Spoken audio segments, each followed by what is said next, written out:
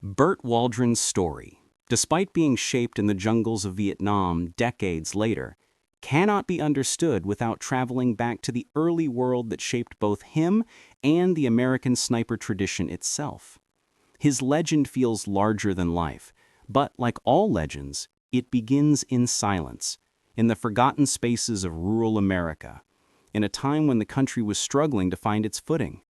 The United States of the 1930s was a nation built on resilience and scarcity, a place where the ability to hunt, to hit what one aimed at, and to make use of every resource was not a hobby, but a lifeline. It was a world where the sound of a rifle cracking across a field wasn't alarming. It was part of daily life. People who grew up in that era understood firearms not through formal instruction, but through necessity. Ammunition was expensive. Mistakes cost meat on the table. Every shot mattered. Every missed shot meant a family went without something. In towns where poverty was the norm, boys grew up learning to control their breathing, to steady their hands, to understand wind direction, and to track the slightest movement in the brush. These were the roots of American marksmanship, an unspoken school that produced hunters long before it produced snipers. And young men like Waldron absorbed these skills without ever imagining how important they would become. Even before World War II erupted, the country was shifting. The world beyond America's borders was growing darker, and the distant conflicts in Europe and Asia were no longer something the United States could ignore. Newspapers carried stories of German rearmament, Japanese expansion, and battles that seemed impossibly far away. But gradually, Americans began to understand that they might one day be drawn into that vast storm. The military, aware of its outdated equipment and limited manpower, quietly began assessing what modern war required. What they saw overseas alarmed them. The precision, the speed, the brutal efficiency of armies supported by trained marksmen who understood the value of a single well-placed shot. American military leaders realized they had no cohesive sniper program, no centralized training, no standardized rifles built specifically for precision.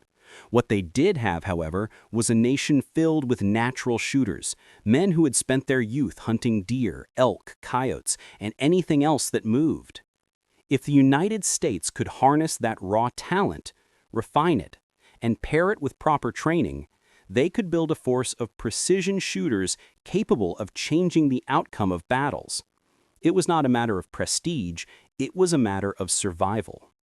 When Pearl Harbor was attacked in 1941, everything changed. Suddenly, the theories vanished, and the urgency became real. The U.S. Army and Marine Corps scrambled to create sniper schools, recruit instructors, and convert existing rifles into precision tools. They did not yet have a glamorous image of snipers. They did not view them as elite celebrities. Instead, they viewed them as quiet necessities, soldiers who could do a job that others could not, often alone, often unnoticed, and often uncelebrated. The very traits that defined the American hunter, patience, self-reliance, calm under pressure, became the traits the military sought most. The early sniper rifles were far from perfect. The Springfield M1903, a rifle already decades old, was fitted with scopes that fogged easily and lost zero under rough handling. Many snipers customized their own equipment, fashioning cheek rests out of rags or leather, modifying slings, and adjusting optics with the kind of hands-on ingenuity that farmers and craftsmen used every day.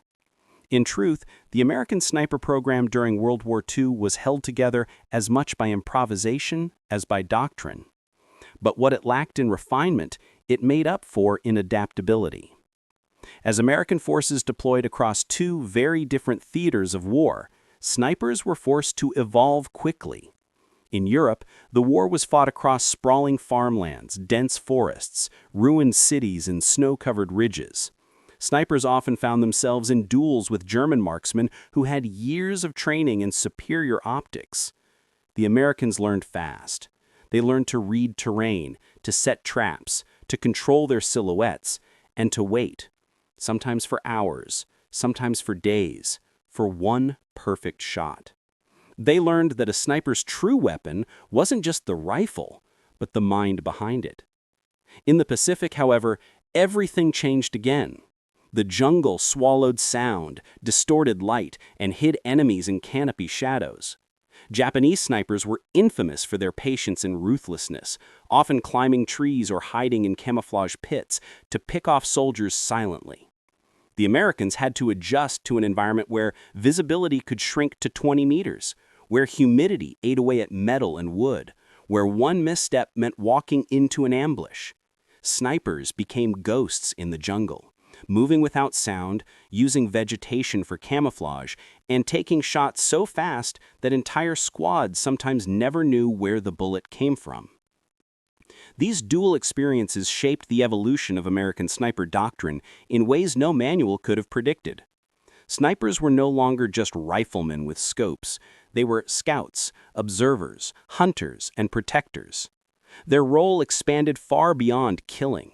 They reported enemy movements, watched for ambushes, protected flanks, identified machine gun nests, and took out officers whose loss could paralyze entire enemy units.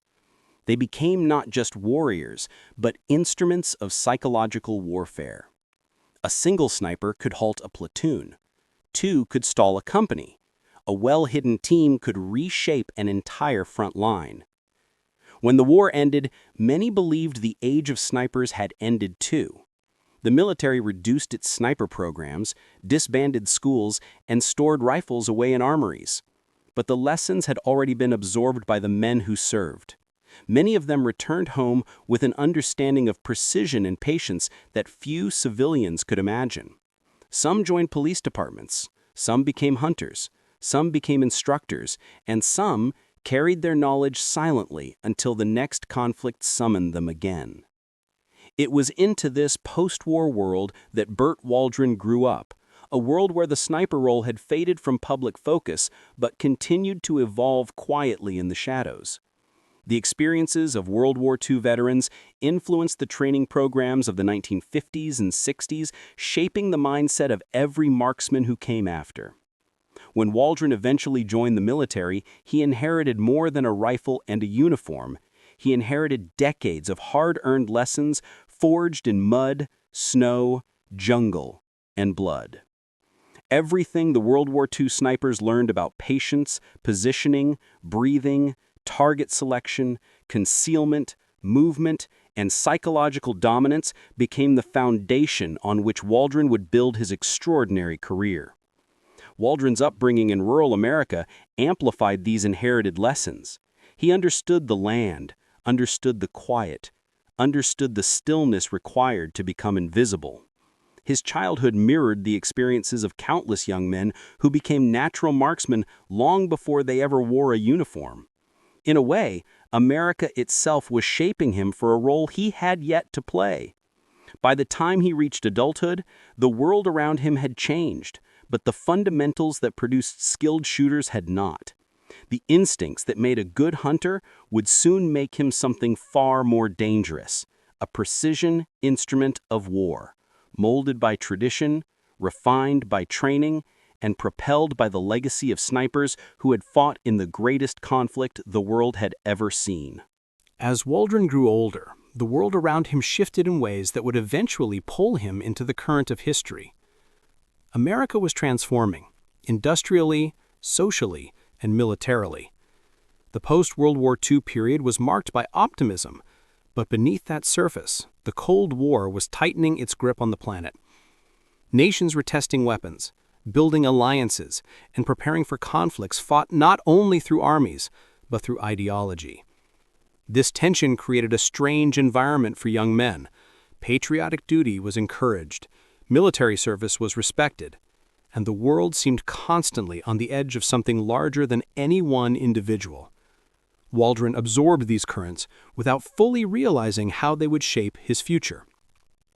From an early age, he demonstrated the quiet temperament of a hunter, the kind of personality that thrived in stillness.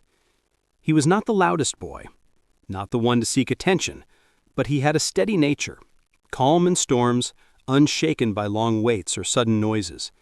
These traits were the invisible markers of a future sniper, the qualities instructors dream of finding, but rarely do. It is often said that snipers are not made, but revealed. And Waldron was the kind of young man whose environment slowly uncovered abilities he didn't yet recognize as extraordinary. The lingering influence of WW2 veterans played a subtle but powerful role in shaping him. In small towns and rural communities, these veterans were everywhere, working on farms, running local shops, coaching baseball teams, sitting in diners drinking coffee before sunrise. They didn't boast about their experiences, but their habits, their discipline, their quiet understanding of life and death decisions left impressions on those around them. They taught younger generations how to handle tools, how to fix things, how to shoot, how to respect the land, and how to remain composed under pressure. Waldron grew up learning from these men, without fully understanding the weight of what they carried. Rifles were common in many households, not as symbols of aggression, but as tools woven into the fabric of daily existence.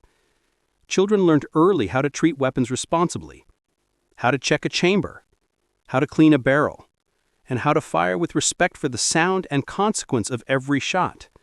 He practiced on tin cans, tree stumps, makeshift targets drawn on cardboard squares.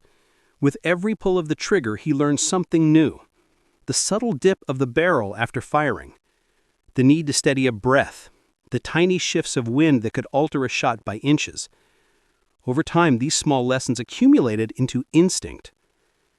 But instincts alone do not make a sniper. They require discipline. Rural life provided that too.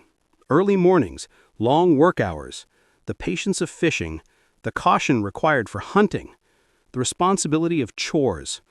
All these conditions forged young men who understood effort, endurance, and resilience. These were not traits learned through manuals. They were embedded into daily life. And as the United States drifted into a new age of military engagement, these traits became valuable currency. By the time Waldron was old enough to consider his future, the world's political climate had shifted dramatically. The Korean War had erupted and cooled, showing the world just how vicious modern conflict could be. The Cold War continued to cast long shadows, and nations on opposite sides of the ideological divide began fighting proxy battles across distant continents. America needed soldiers. Men who were steady, adaptive, and capable of operating under pressure. Waldron fit that mold naturally. When he eventually chose military service, it was not with dreams of becoming a legend. For many young men of his era, enlistment was a mixture of duty, opportunity, and circumstance. Jobs were not always abundant. Travel was limited. And the military offered structure, advancement, and the promise of a life larger than what small towns could offer. Waldron stepped into this world with the same quiet determination that had defined his youth. He did not brag. He did not boast.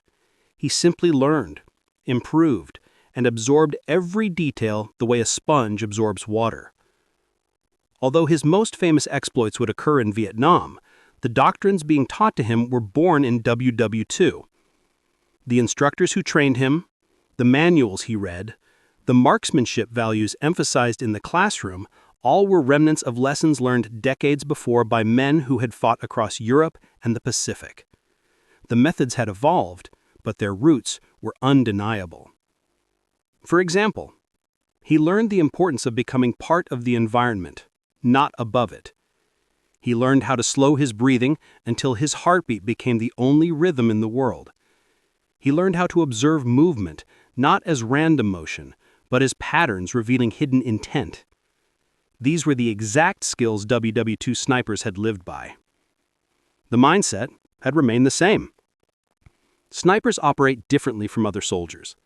They require independence, creativity, mental endurance, and the ability to remain calm even when alone behind enemy lines.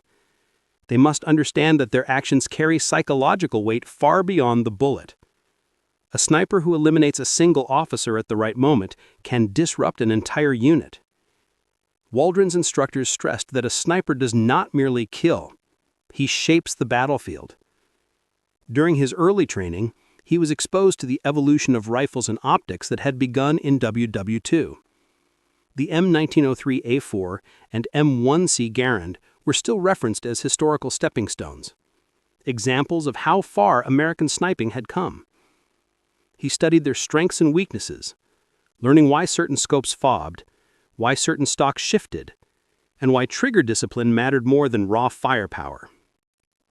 The legacy of WW2 equipment lived on in training philosophy, influencing how newer weapons were designed and how marksmen were taught to maintain absolute precision. As Waldron progressed through his training, his instructors noticed his unusual calmness under pressure.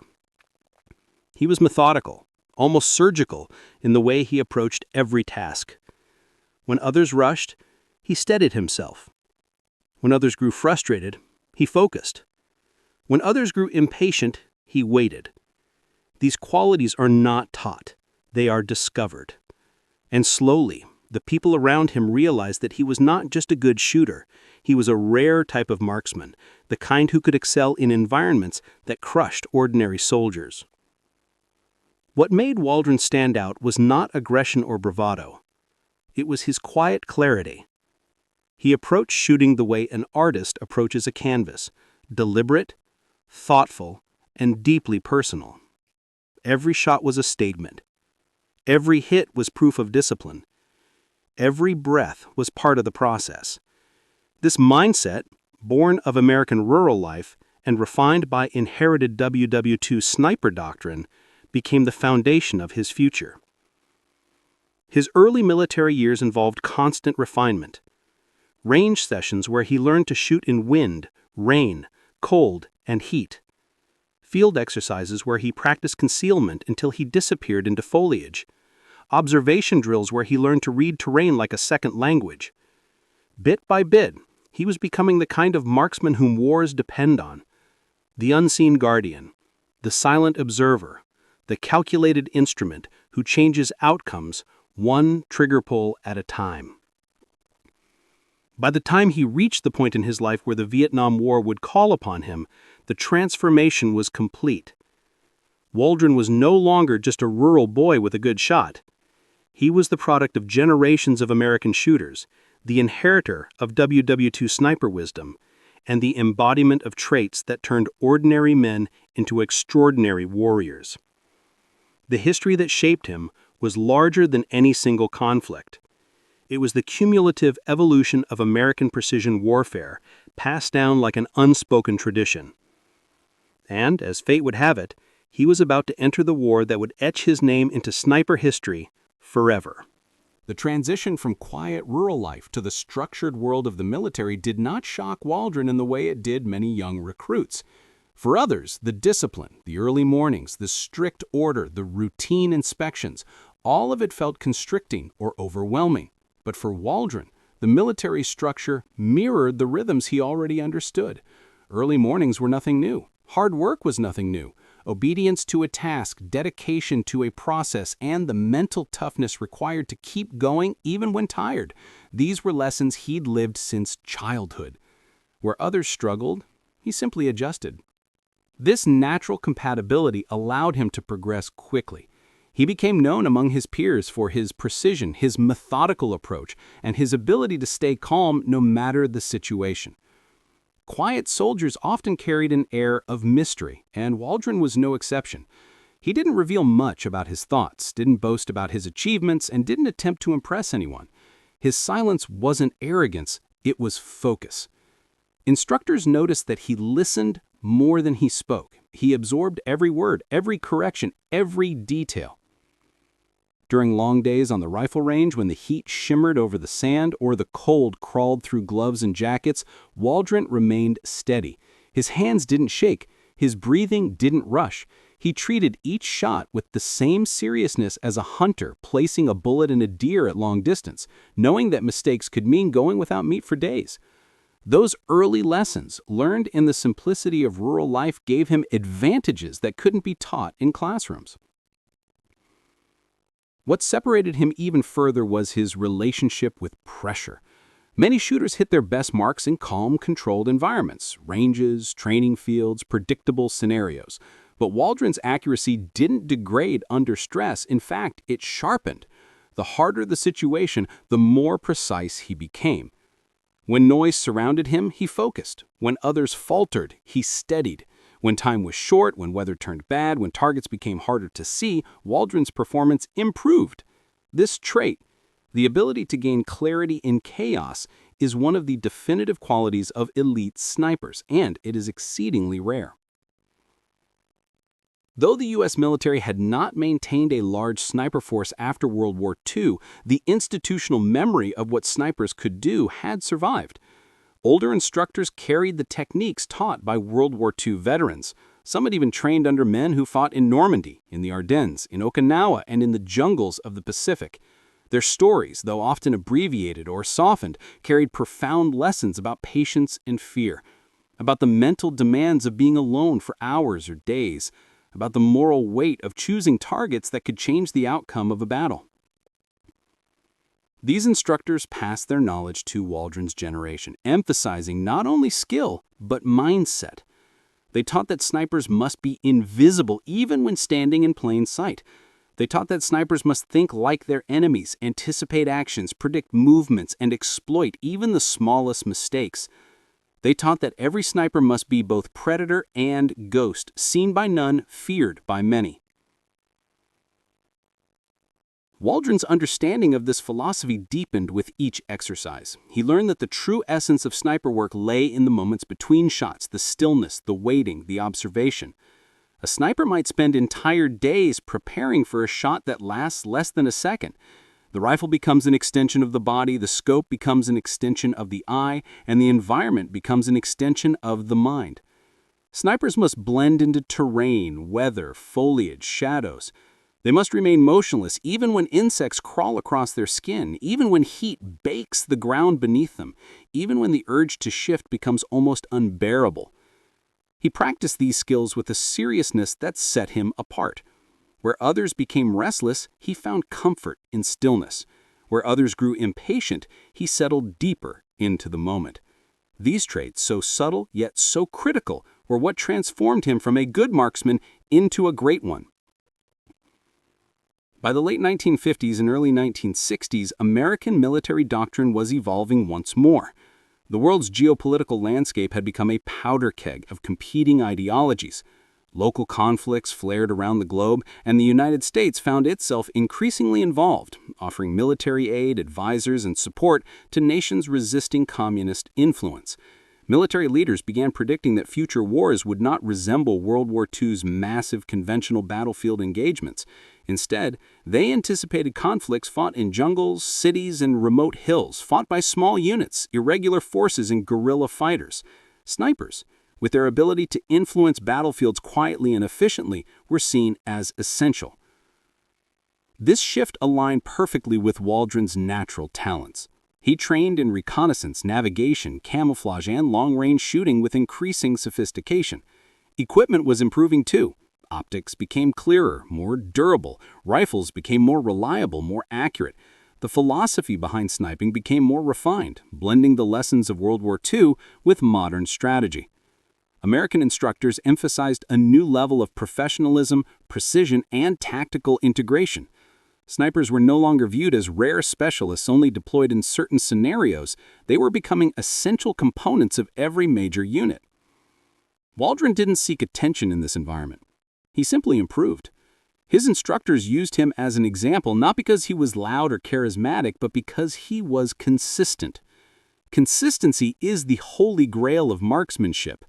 Anyone can fire a lucky shot. Anyone can have a good day. But a sniper must be reliable under any conditions. And time after time, Waldron proved that he could deliver results no matter the circumstance. This reputation followed him as he continued through the ranks. Eventually, he would be deployed into the conflict that would make him famous, the Vietnam War. But long before he arrived beneath the jungle canopy, long before he faced the Viet Cong and North Vietnamese army, long before his kill count grew into military legend, he was shaped by the philosophy, training, and traditions born in World War II. The American military that Waldron entered was built upon the experiences of men who fought in Europe's frozen forests, in Pacific jungles, across desert islands, through shell-shattered towns. Their lessons lived on in manuals, in training drills, in whispered stories passed down from one generation to the next. Waldron absorbed those lessons with the same quiet dedication he applied to every part of his life. By the time he set foot in Vietnam, he was the culmination of decades of evolution in American sniping. He carried not only a rifle, but the weight of a tradition formed in the greatest war ever fought. His instincts, sharpened by youth, his skills, refined by training, his mindset, shaped by doctrine, everything came together to form a sniper unlike any the world had seen. Soon, the jungle would test him. Soon, he would prove that the legacy of World War II snipers had not faded, but transformed into something even more formidable. And soon, he would step into the shadowy role that would etch his name into history. But before that, in the final stage of his transformation, Waldron would first need to understand the weight of what it meant to become a sniper. The responsibility, the isolation, the precision, and the quiet burden carried by those who kill from afar to protect those beside them.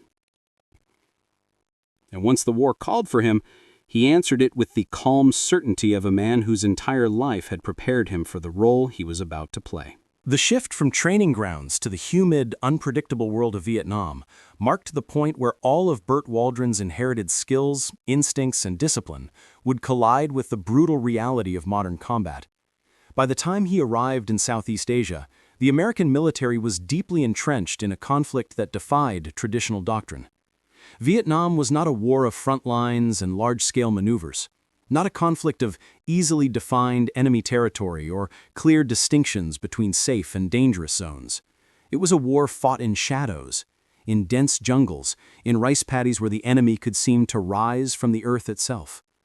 It was a war fought against an opponent who understood the land with ancestral intimacy, who moved silently, who fought with patience equal to or surpassing the Americans who hunted them. For a sniper like Waldron, this environment was both a challenge and a proving ground. His early moments in Vietnam were filled with the sensory overwhelm that every new arrival experiences, the smell of moisture and rot in the air, the chorus of insects that never quieted, the oppressive heat that clung to skin and gear, the constant suspicion that eyes were watching even when nothing stirred. The jungle was not just a location, it was a presence. It breathed, concealed, distorted, and dictated the rhythm of life. In such a world, a sniper's value multiplied. Waldron quickly learned that the jungle magnified both skill and vulnerability. A single snapped twig could betray a position. A careless reflection off a scope could mean death. A rushed shot could reveal a hide site that took hours to build. And yet within this unforgiving landscape, Waldron found a strange familiarity. The patience required to hunt in the woods of his youth, the stillness he had learned from tracing deer across tree lines, translated seamlessly into this new world. The jungle rewarded those who respected it, those who adapted rather than fought against its nature. From the moment Waldron joined the 9th Infantry Division's Mobile Riverine Force, his life changed. This unit operated in one of the most dangerous environments in the country. The Mekong Delta, a labyrinth of waterways, rice paddies, mangrove forests, and hidden enemy routes. The Viet Cong moved through this region like water flowing around rocks, silently, invisibly, and with deadly consistency. Traditional tactics often failed here, but snipers thrived. Waldron's calm demeanor and exceptional accuracy quickly caught his superior's attention. Within weeks, he was assigned missions that demanded the highest level of precision and mental resilience. These missions often began before dawn, with insertion teams moving him and his spotter through dense foliage or along river channels where the slightest ripple could give away movement. They would slip into the jungle like phantoms, establishing hide positions in branches, in tall grass, in the darkened corners of abandoned huts that offered just enough elevation to see without being seen. The first time Waldron took a shot in Vietnam, the moment passed almost without emotion. He had been in position for hours, watching a narrow trail used frequently by NVA scouts. His spotter whispered distances, wind direction, and minor adjustments. His breathing slowed, His pulse steadied, and the world narrowed through the scope. When the target appeared, moving cautiously, checking the path ahead, Waldron waited for the exact moment when the man paused and turned slightly. The shot broke the air in a crisp snap, and the jungle swallowed the sound almost immediately. The target fell. Waldron did not celebrate, did not exhale with relief. He simply observed, confirmed the hit, and prepared for the possibility of additional movement. It was the quiet professionalism that characterized his entire approach to the war. Word of his precision spread through his unit quickly. Soldiers who once viewed snipers as distant specialists began requesting Overwatch support from Waldron specifically. They trusted him.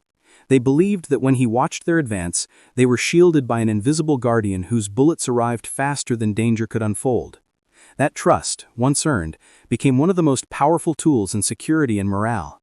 Waldron understood that his role extended beyond eliminating enemy fighters. His presence allowed American units to move more confidently, to take positions that would otherwise be too risky, and to survive encounters that might have ended in disaster. Night operations became one of Waldron's specialties. While the jungle was treacherous during the day, darkness transformed it into something alive. Sounds grew sharper, shapes twisted with each flicker of moonlight. Visibility shrank to mere meters unless aided by scope-enhanced starlight. Many soldiers feared night patrols, but Waldron adapted to the darkness with the same calm that marked his daylight operations.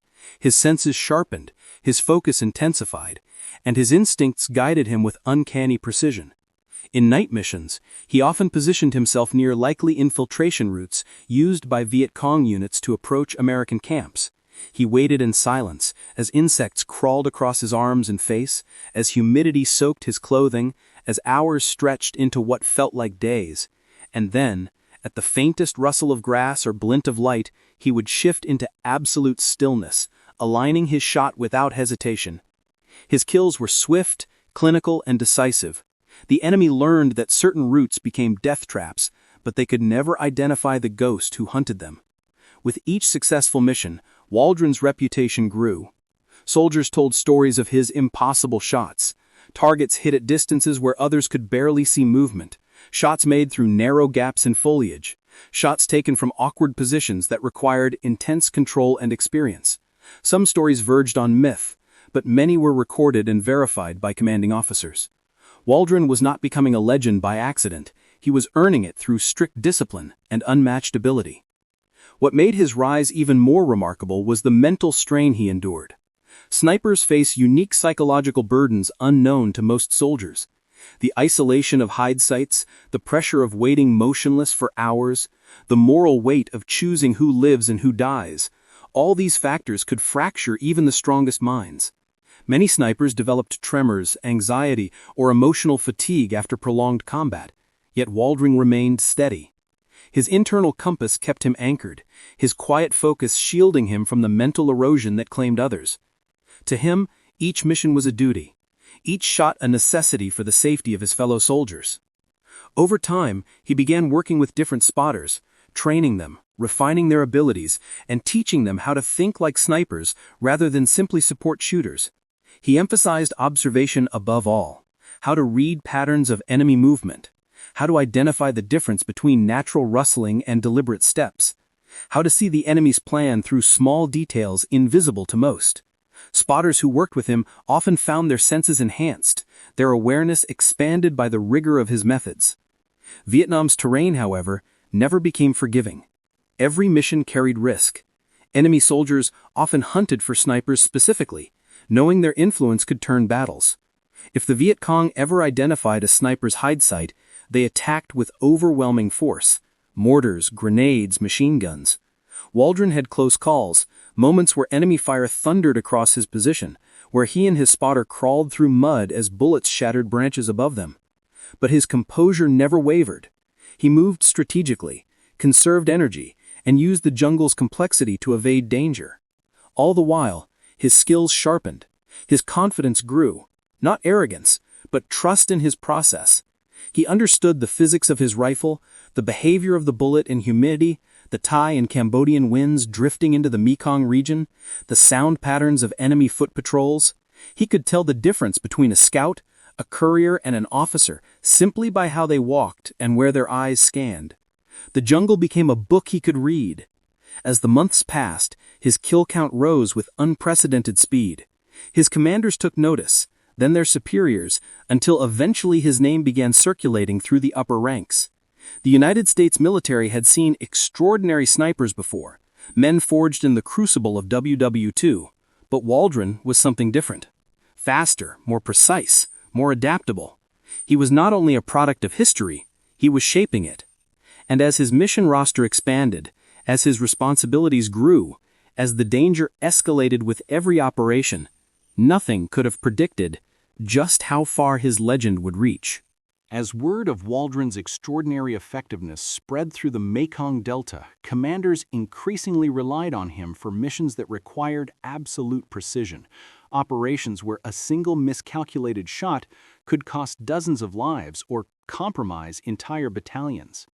His assignments shifted from standard overwatch to advanced interdiction, silent reconnaissance, and anti-sniper operations designed to counter the Viet Cong marksmen who had begun targeting American officers and patrol leaders. These enemy sharpshooters were not common, but when they appeared, their presence dramatically impacted morale. A single well-hidden NVA sniper could halt movement, disrupt supply routes, or paralyze entire platoons. It fell on specialists like Waldron to neutralize these threats, and he approached each mission with the same calm intensity that had already defined his career. Locating an enemy sniper in the jungles of Vietnam required more than keen eyesight.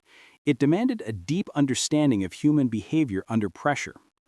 Waldron studied not just movement, but the absence of movement. He watched for any unnatural stillness in foliage, any small reflection, any shadow that didn't shift with the wind, any sound that felt too deliberate. He used misdirection, adjusting small pieces of foliage to draw fire or provoke a reaction. His spotters learned quickly that silence often spoke louder than sound. Some of the most dangerous duels he ever fought were never recorded in official documents because they happened so quietly and resolved so swiftly that only he and his spotter knew of the deadly exchange. One such mission involved a deadly NVA marksman who had assassinated 2 American officers within a single week.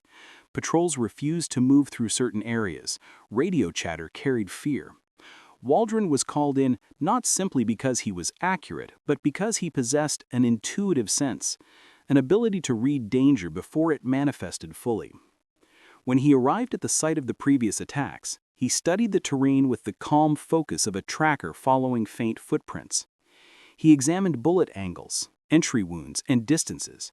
He calculated where a sniper would have positioned himself, but also where a sniper should not position himself if he wished to remain undetected. This dual perspective gave him an advantage. He could anticipate both the predictable and the cunning. After hours of silent observation, Waldron identified a position so subtle that many would have overlooked it entirely. A shallow depression beneath a fallen tree, covered by growth that blended almost perfectly with the environment. He knew instantly he had found the marksman. It became a contest of patience. Waldron waited, motionless, until he finally saw the faintest glimmer of a lens, so brief it could easily have been mistaken for an insect's wing. But he knew. He adjusted his rifle a fraction of an inch, waited for the breath that controlled his heartbeat, and fired. The resulting stillness told him the threat had been neutralized before his spotter even confirmed the shot. This was the rhythm of Waldron's days in Vietnam, long stretches of stillness, punctuated by moments of sudden clinical violence. Yet behind each mission lay a deeper psychological reality, a truth that snipers rarely articulated. Each shot required not only precision, but mental compartmentalization. Every target represented a human life extinguished by his decision, his calculation, his skill. Snipers bore a weight unlike other soldiers, a burden intensified by the intimacy of their work. They saw the faces of their targets, studied them, sometimes waited hours watching them before pulling the trigger. For many, this reality slowly eroded the mind, corroding empathy and warping identity. But Waldron possessed an inner equilibrium that allowed him to operate with emotional stability. He never glorified his work. He never reveled in the kill. His focus remained on protecting his fellow soldiers, and in this purpose he found the clarity to continue. This clarity became a psychological armor, a shield that insulated him from the moral fractures that often accompanied prolonged sniper duty. By mid-1969, his missions grew more complex.